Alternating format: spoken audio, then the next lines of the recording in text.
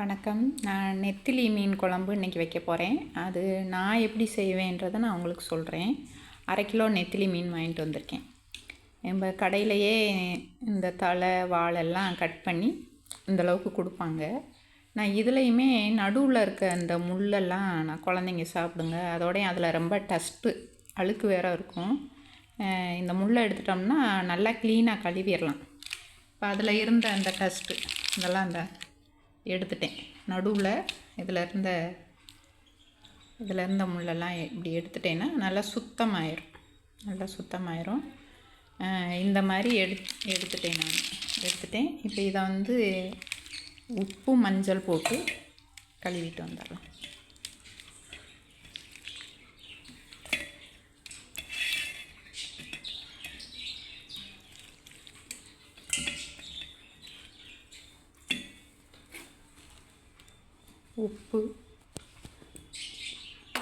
உப்பு மஞ்சள் போட்டு நல்லா கழுவிட்டு வந்துடுறேன். மீன் நல்லா 3-4 தடவை நல்லா சுத்தமாக கழுவிட்டேன். இதை அப்படியே எடுத்து ஒரு வடிகிற மாதிரி ஒரு தட்டில் வச்சிடலாம்.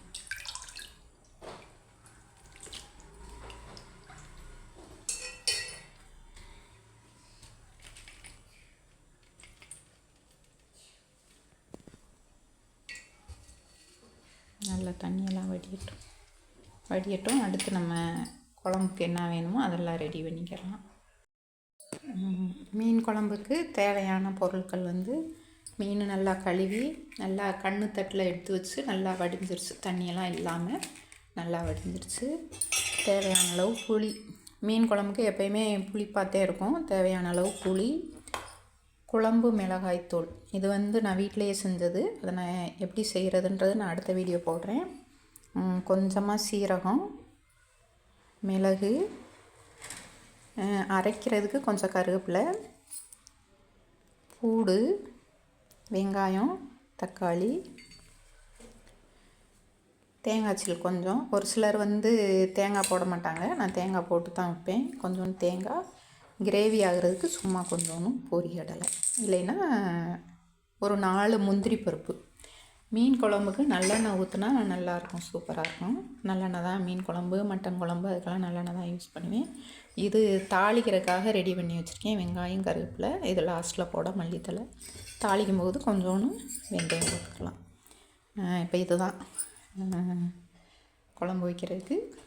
குழம்பு எப்படி வைக்கிறேன்னு பார்ப்போம். புளியை நல்லா கழுவிடுவேன். நான் வாங்குறதே நயம் புளி தான் வாங்குவேன், இந்த மண் கூடு எல்லாம் இல்லாமல். இருந்தாலும் இதையுமே நான் 2 தடவை நல்லா கழுவிடுவேன். தேங்காய் கழுவி வச்சுருக்கேன், வெங்காயம் எல்லாமே கழுவிட்டு பயன்படுத்தலாம். சுத்தமாக சுகாதாரமான நெத்திலி மீன் குழம்பு சளிக்கு நல்லது. பனிக்காலத்தில் அந்த மீன் குழம்பு வச்சு சாப்பிடுங்க. ஒவ்வொருத்தரும் ஒவ்வொரு மாதிரி செய்வாங்க. இது நான் எப்படி செய்கிறேன்றதை உங்களுக்கு சொல்லித்தரேன். அந்த தேங்காயும் அந்த பொரிகடலையும் போட்டு முதல்ல ஒரு சுற்றி அரைச்சிட்டு வந்துடுவோம். அரைக்கிறதுக்கு தேவையான பொருளெல்லாம் போட்டு வதக்கிடலாம்.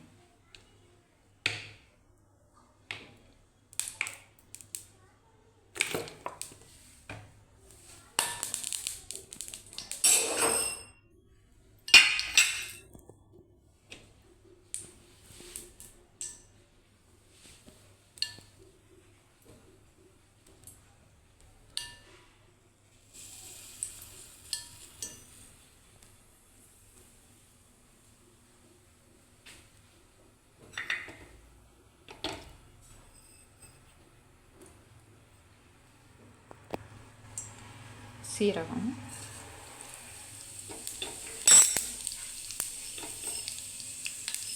மிளகு, அதான் சளிக்கு நல்லது. கருவேப்பிலை,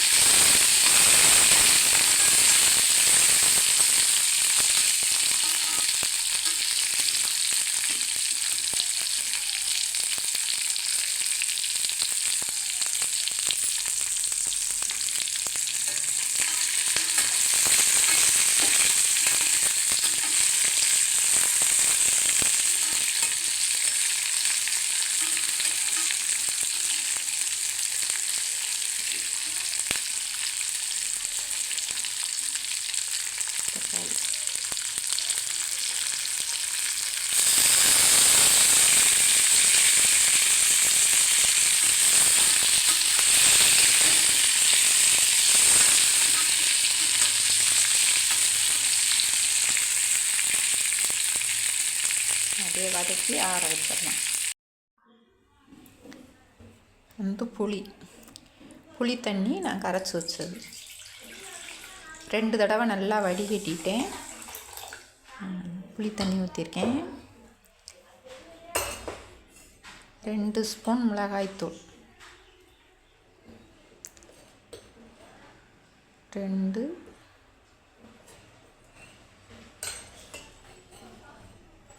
ஒரு 3 ஸ்பூன் மிளகாய்த்தூள் போட்டிருக்கேன். இந்த அரைச்சி வச்சது,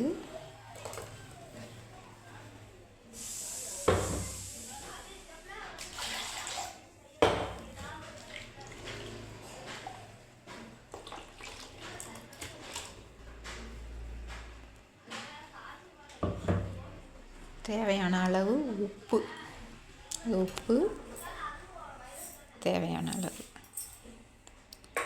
இதில் என்ன செய்யணும்னா கொஞ்சோண்டு நல்லெண்ணெய், ஒரு 2 ஸ்பூன் அளவுக்கு நல்லெண்ணெய்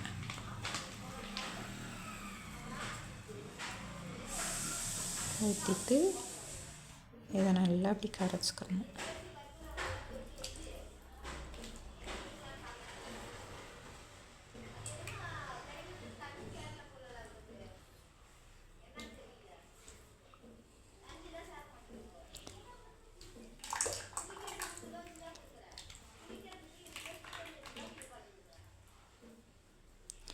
இதை அப்படியே அடுப்பில் வச்சு ஒரு 10 நிமிஷம்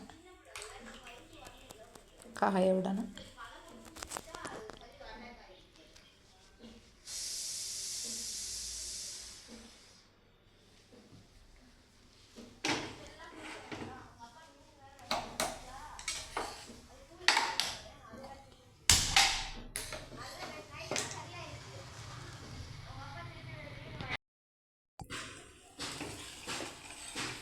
இந்த அளவுக்கு இருக்க மாதிரி பார்த்துக்கங்க. இது வந்து கொஞ்சம் ஒரு 10 நிமிஷத்தில் காயும்போது கொஞ்சம் வத்திரும். உப்பு, உரப்பு, புளிப்பு பார்த்துக்கங்க. உரப்பை விட புளிப்பு கொஞ்சம் அதிகமாக இருக்கணும். மீன் குழம்புக்கு வந்து புளி கொஞ்சம் ஜாஸ்தியாக இருக்கணும். இது ஒரு 10 நிமிஷம் காயட்டும். நம்ம தாளிக்கிறதுக்கு ரெடி பண்ணி வச்சுட்டு வந்துடலாம்.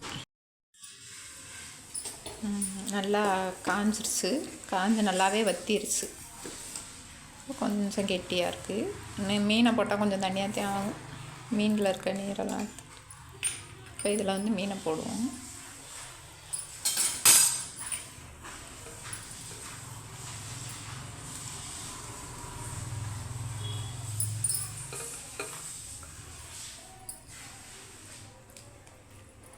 இன்னொரு 10 நிமிஷம் காயட்டும். மீன் வெந்தோடனே தாளிக்க போகிறோம். தாளிக்கிறதுக்கு ரெடி பண்ணி வச்சுருக்கேன். மீன் வெந்தோடனே தாளிக்க போகிறோம்.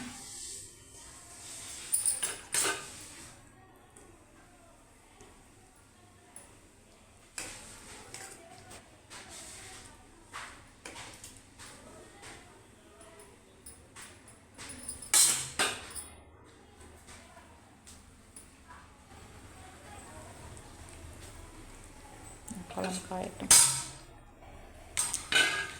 அப்படியே மீன் வேக ஒரு 10 நிமிஷம் காஞ்சோடனே அப்படியே இறக்கி தாளிச்சிடலாம்.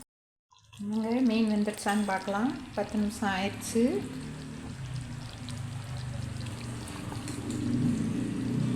மீன் வெந்துடுச்சா, உப்பு போதுமா அப்படின்னு பார்த்துக்கங்க.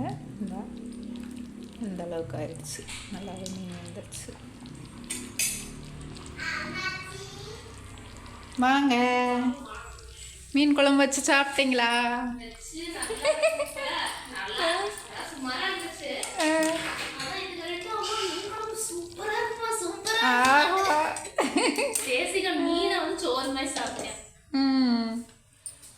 இல்லடா, உங்க அம்மாவும் பழகிட்டாங்க மீன் குழம்பு வச்சு.